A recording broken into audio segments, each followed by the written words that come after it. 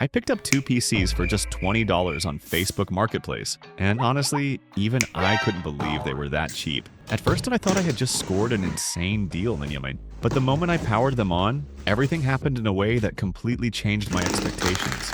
So now the real question is, do these machines still actually work? Or is this just another case of a deal that was too good to be true? I don't know what condition this thing is in yet, but one thing that really impressed me is how carefully the seller packed it. Honestly, the cost of the box and the packing materials was probably almost the same as the PC itself. Oh man, the outside of this thing is not clean at all. Dust is literally covering every surface. It looks like it's been abandoned in a storage room for years. Alright, let's take a closer look at this first PC. Just from the exterior, you can tell this case is really old, probably released over 10 years ago. This thing must have been everywhere back in the day, in offices and libraries, and yeah, not just on the outside. For $20, I also got a free bonus bundle of dust inside the case. It looks like this PC hasn't been properly serviced even once in a very long time. I also noticed a strange rattling noise when I shook the case a bit. Turns out, that was the culprit. Someone had taken parts out before and two loose screws were just rolling around inside the case. Hopefully, nothing important is damaged. After cleaning everything up, it was time to take a closer look at what was actually inside. Right away, I noticed it only came with a single RAM stick, just 2 gigabytes of DDR3, running at 1600 megahertz. But when I removed the CPU cooler, I was shocked. There was no CPU in the socket at all. At that point, it really felt like the seller had priced this thing super cheap on purpose, knowing some of the parts weren't even there anymore. The motherboard is an H61 MATX board, and I also noticed there's no storage drive included. No hard drive, nothing. That's fine though. I grabbed a known working CPU of my own to test whether the rest of the system was still alive. Unfortunately, the results weren't great. The system kept shutting off immediately. I first suspected the RAM, so I cleaned the RAM slot and the contacts, but nothing changed. To be sure, I tried a different RAM stick, even replaced the CMOS battery. Still the same issue. At this point, it's pretty clear this motherboard has a problem, even though the socket pins actually look clean and undamaged. So for now, I'm going to set this one aside. Let's move on to the second machine and see if that one gives us something more usable. Luckily, the second machine turned out to be a lot more promising. I noticed it actually came with 2 storage drives, most likely one SSD and one HDD. This system also has a RAM stick installed, and when I removed the CPU cooler, I saw that the thermal paste still looked pretty fresh. That was a good sign. It suggested this machine might actually still work. But of course, I wanted to know what CPU was hiding under there. Oh man, it's just a Pentium G2030. This thing goes for around $3 these days. And the RAM? Only 2 gigabytes. Still, the most important question is, does it work? I hit the power button, and thankfully the fan spun up immediately and kept running, something the first machine couldn't even do. And not only that, it booted straight into Windows. I used CPU-za to double-check the specs, and yep, it's confirmed. Inside is a Pentium G2030 based on Ivy Bridge with 2 cores and 2 threads. This chip came out back in 2013. In benchmarks, it scores around 305 points in multi-core and just 153 points in single-core, which is honestly very modest compared to modern software and applications today. The motherboard here is an H61 board.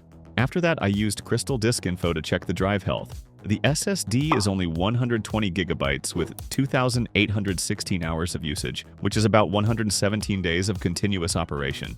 Health is still at 95%, so my guess is that the previous owner added this SSD later on. That said, with just 120 gigabytes, it doesn't really mean much for my use case, but hey, it's still nice to have. However, the HDD never showed up at all, even though it was properly connected.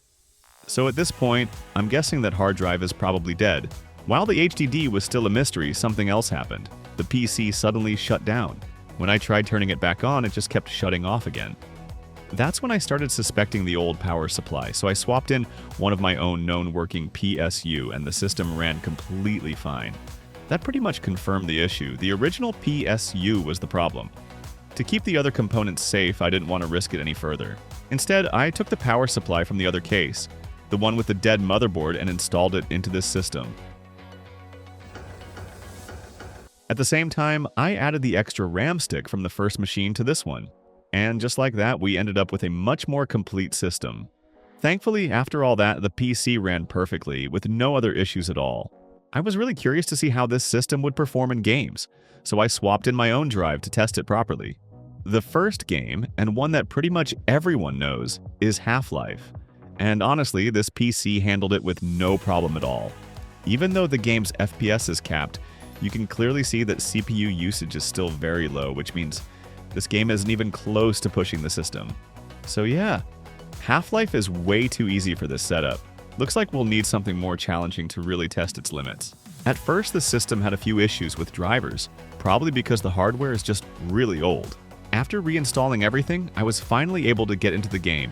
Starting with Minecraft, oh man, the performance was painfully slow. FPS barely hit 5 frames per second at best, which is obviously not an ideal way to play any game. So I lowered the render distance down to 8 chunks, and that helped quite a bit. FPS climbed to around 20, which is better, but still not great. Only after dropping the render distance all the way down to the minimum did the game become truly playable. At that point, FPS reached around 60, and the gameplay finally felt smooth. That said, the downside is a very limited view distance. With chunks set this low, it can also mess with things like automatic farms and chunk-based mechanics, since areas outside your render distance won't stay loaded. So yeah, playable, but with some pretty big compromises. Next up is Left 4 Dead.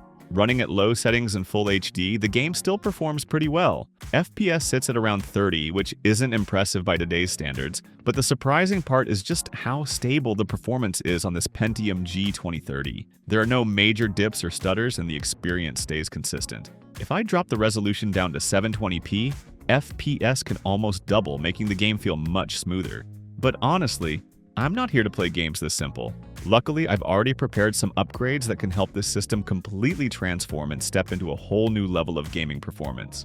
First up, I spent $28 on a CPU that's pretty much one of the strongest you can get on LGA 1155, the Xeon E31270 V2. It comes with 4 cores and 8 threads, a 3.5 GHz base clock, and boosts up to 3.9 GHz. The only downside is that it doesn't have an iGPU, so I'll need a dedicated graphics card.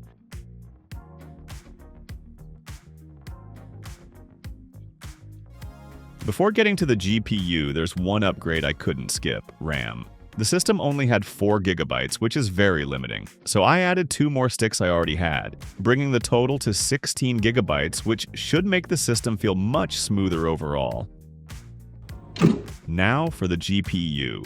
I spent about $55 to pick up an Radeon RX 580 with 8 GB of RAM. That extra of RAM really helps in more demanding games like Cyberpunk 2077 or Tomb Raider. When I started installing everything, I quickly realized another issue. The original power supply was too weak and didn't even have a PCIe power connector for the GPU, so I swapped it out for a 700-watt PSU to make sure the system has enough power. One last inconvenience: the case is pretty tight, so to fit the GPU properly, I had to remove the HDD. Now everything is looking way better than before. So let's jump straight into some modern game benchmarks and see how this setup performs. Going back to Minecraft with the render distance set to 8 chunks, FPS stays well above 300. But here's the fun part: I tested it by detonating 10,000 TNT blocks. And honestly, I was pretty surprised. FPS dropped down to around 10 for a moment, but it recovered very quickly and never fully froze or crashed. With the Bliss shader enabled, performance is still solid, holding around 70 FPS, which is honestly impressive for this setup. Now moving on to a game that's known for being extremely demanding: Cyberpunk 2077. At Full HD resolution with low settings, FPS sits at around 40. Performance isn't perfect, but it's stable enough to feel playable, and you can definitely enjoy the game at a basic level on this configuration. Another game that's usually pretty demanding for this kind of setup is Tomb Raider. At Full HD resolution with high settings, FPS sits around 250, and sometimes even spikes past 300.